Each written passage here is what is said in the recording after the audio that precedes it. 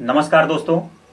आज एक बार फिर से मैं अपने इस नए आध्यात्मिक एपिसोड में आप सभी दर्शकों का बहुत बहुत हार्दिक स्वागत करता हूं और अपने सभी दर्शकों के प्रति आभार व्यक्त करता हूं कि आपके ही मदद से, आपके ही प्रोत्साहन के माध्यम से हम लगातार अपने इस आध्यात्मिक कार्यक्रम को निरंतर आगे बढ़ा पा रहे हैं। दोस्तों, आज का जो यह कार्यक्रम है ये बहुत बहुत महत्वपूर्ण होने वाला है।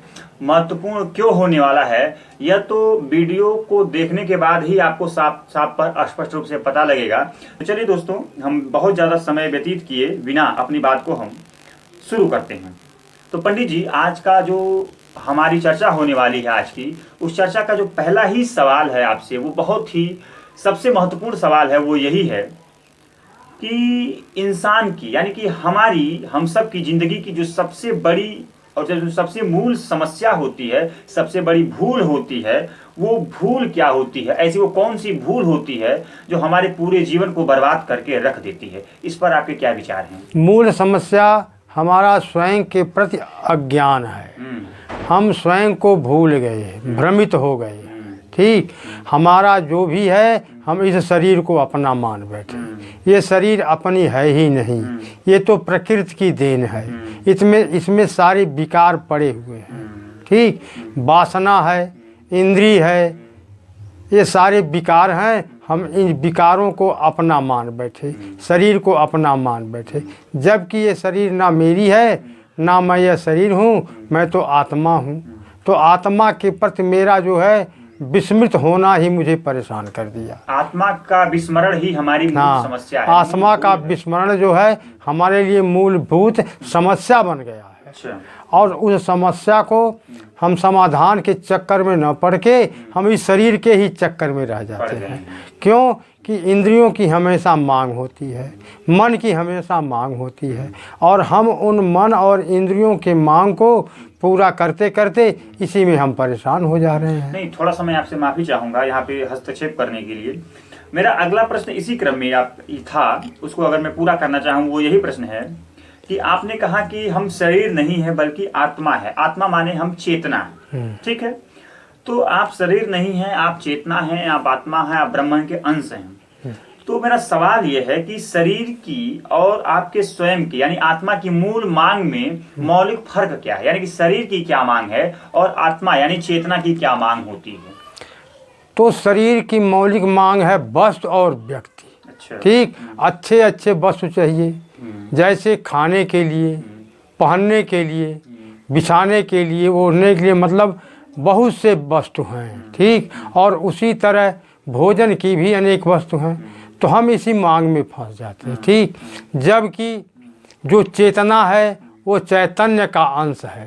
चेतना ही चैतन्य का अंश है।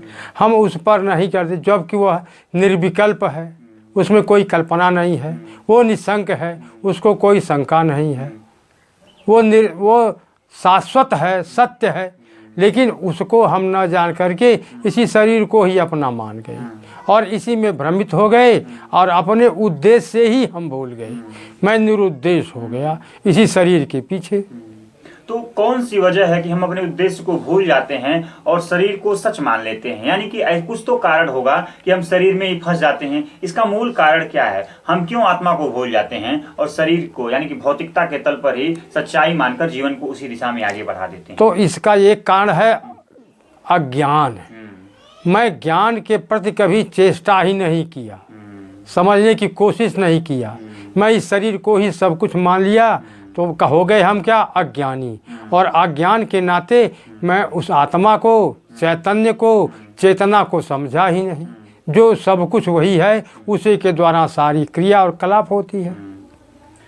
तो मैं अपने दर्शकों के लिए जो मूल प्रश्न हो सकता है मेरी तरफ से, वो मैं पूछना चाहता हूँ कि जो एक इंसान है वो अपनी पूरी जिंदगी इस शरीर से उठने वाली शरीर जनित मांगों को पूरा करने के ही लिए अपनी पूरी जिंदगी को खपा देता है। अपनी पूरी जिंदगी का जो बहुमूल्य समय होता है, जो संसाधन होते हैं, जो उसके पास ऊर्जा होती है, वह इन तीनों का जो पूरा का पूरा उपयोग है वह सिर्फ शरीर जनित मांगों को, यानी कि प्राकृतिक मांगों को, प्राकृतिक तल पर जो मांग उठती है शरीर से, इंद्रिय से, उस मांग को पूरा करने के लिए खर्च कर देता है, तो उसकी जो मूल मांग है चेतना की, यानी कि जो उसकी मूल मांग है शांति की, बोध की, चेतना की जो मूल मांग है वो शांति चाहती है, मुक्ति चाहती है, बोध चाहती है, तो हम मूल मांग के प्रति खुद को नजरअंदाज कर देते हैं। यानी कि हमारे पास इतना समय, संसाधन और ऊर्जा ही नहीं बचती, क्योंकि हम प्राकृतिक तल पर ही सारे संसाधनों को खर्च कर देते हैं।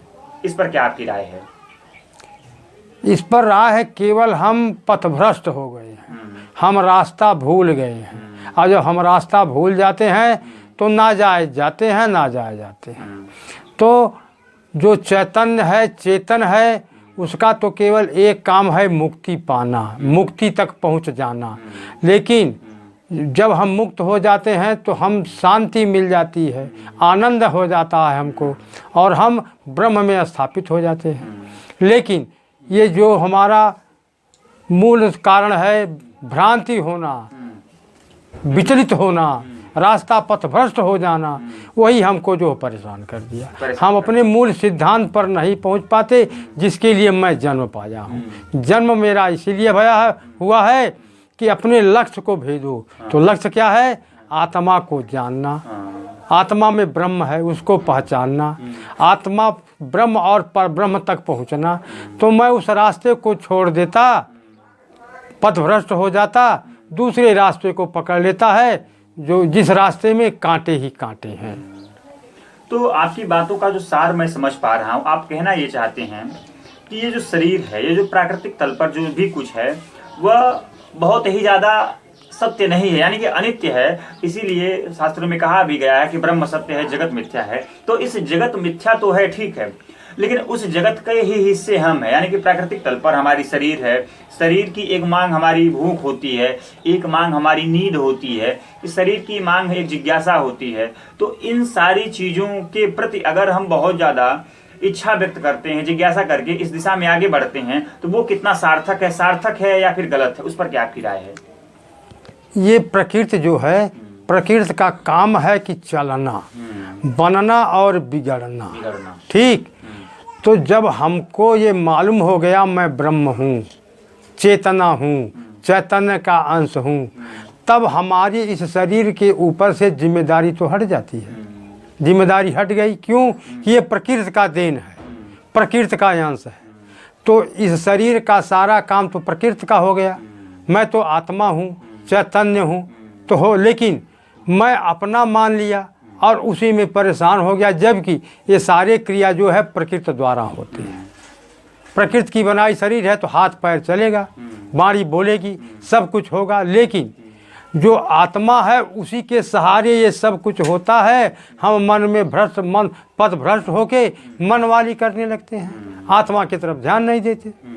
क्योंकि ये जो हमारी शरीर है, भले ही ये मिथ्या हो, लेकिन इस भौतिक जगत में और इस भौतिक तल पर ये शरीर से ही हमारे सारे रिश्ते हैं, और सारे रिश्ते हैं, उस रिश्तों में मधुरता बनी रहे, उसीलिए प्राकृतिक तल पर हमें कुछ क्रियाकलाप, कुछ गतिविधियों का लगातार संचालन करना पड़ता है। इस शरीर से ही हमारी सारी इच्छाएं हैं, सारी कामनाएं हैं, सारी वासनाएं हैं।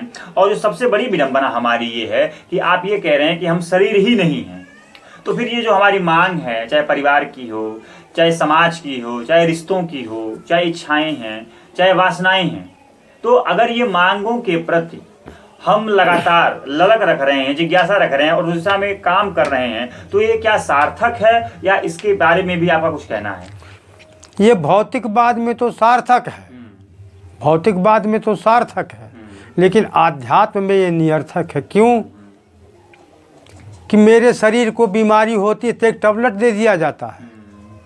मेरे शरीर को दर्द को कोई लेता है तो जितना जो कुछ भी होता यह शरीर के ही प्रति होता है। दूसरा इसमें जो कुछ होता बर्दाश्त नहीं करता, ना कोई इसमें से बांट लेता है। तो जब ना कोई बांटता है ना लेता है, तो ये जितना भी व्यवहार है ये सब मिथ्या है, सब बेकार है। क्यों? कि हम भ्रमित हो गए हैं प्रकृति में, भूल गए हैं।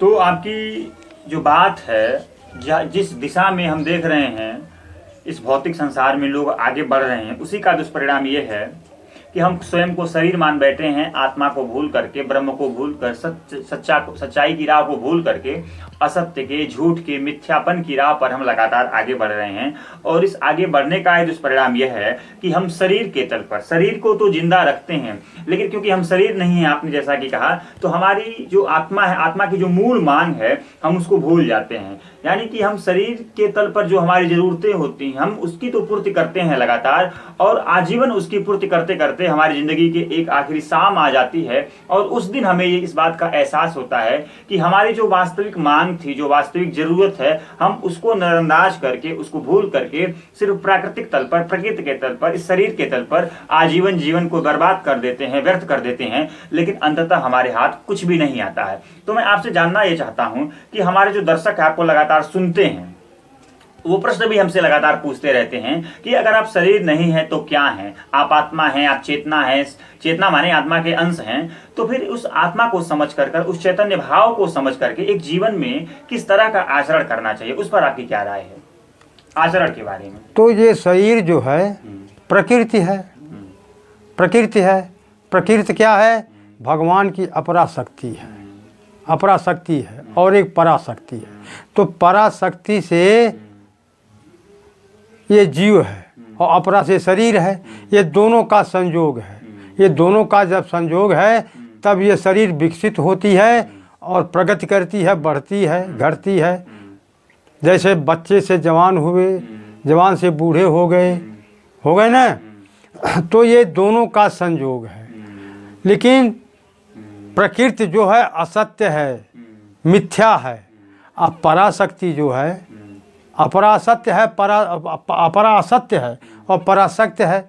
लेकिन हम परा की तरफ कभी नज़र ही नहीं फेरते, हम तो बोलते हैं, लेकिन यह कभी नहीं समझते कि बोलने वाला कहाँ कौन है, आवाज़ कहाँ से आती है। यही शरीर जब मर जाती है, जीव पराशक्ति निकल जाती है, तो मुर्दा बन जाती है। तो ना गति होती है, ना आवाज़ होती है, ना सुनने की, ना देखने की, सारी नष्ट हो जाती। तो हम कभी यह महसूस नहीं करते कि हमारे अंदर कोई शक्ति है जिसके सहारे हम बोलते हैं, चलते हैं, खाते हैं, पीते हैं, वही शक्ति निकल जाती है। तो हम वही शक्ति हैं, क्या? आत्मा निकल जाती है। तो मैं सारा हमारा जो फोकस है इस शरीर पर रहता है, इस प्रकृति पर रहता है। लेकिन हम कभी वो पराशक्ति जिसके सहारे हम चलते हैं, खाते हैं, पीते, मतलब सारी प्रक्रिया होती हैं, उसको हम कभी पहचानने की कोशिश है। आपके कहने का मतलब ये है, प्रकृति के तल पर, शरीर के तल पर, शरीर की कुछ वास्तविक मांगे हैं। रोटी कपड़ा मकान के लिए हमें मेहनत करना पड़ेगा, रोटी कमाना पड़ेगा, वहां तक तो बात सच्ची है। लेकिन इसके बावजूद, इन सब चीजों की पूर्ति के बावजूद भी अगर आप सिर्फ शरीर की मांगों और इच्छाओं की पूरा करने के लिए पूरा जीवन खपा देते हैं, तो आपका कहना है कि आप एक गलत दिशा में, एक गलत जीवन की तरफ आगे बढ़ रहे हैं। आप जहां पर वास्तविक जरूरतें उनको तो पूर्ति करिए, लेकिन उसके बावजूद जो पराशक्ति है, पराशक्ति कहने का मतलब जो आपका मूल है, जो आत्मा है, जो ब्रह्म है, उसके प्रति भी लगातार आपका चिंतन मनन होना चाहिए, ध्यान होना चाहिए।